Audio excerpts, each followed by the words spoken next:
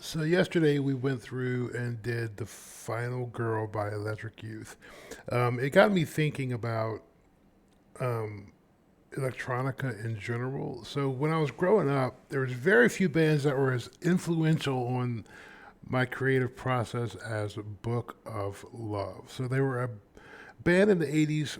It was a brother or sister and two other girls. And they were all played just nothing but keyboard. There was no instruments. I think sometimes they brought out a guitar.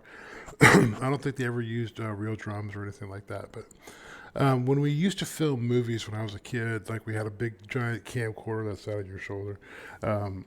Steve, my friend Steve, had that camcorder, and we'd go make movies. We used Book of Love for almost every one of our soundtracks because at the time, I mean, this is like 86 or something like that. They were kind of cutting edge. Now, they did have a couple of big hits. So they had a song called I Touch Roses, which was actually a really good song. And they had another song called Boy, which got pretty popular. I don't know if they reached like number one status, but they were pretty big. But we loved them. We were like, this was kind of early electronica to us. I mean, there's groups that were fully electronica, like Yaz, that were even before them. But something about Book of Love was really just interesting to me. Both I Touch Roses and Boy are really cool songs. I remember we tried to replicate them in our band in high school. We tried to make up Boy, and it came out terrible.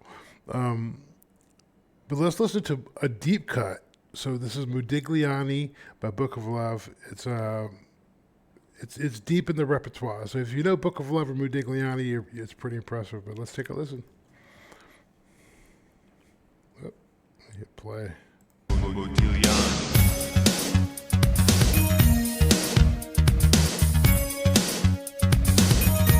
This sounds way better with headphones, by the way. Because there's a lot of layering in this. And the bass line's cool.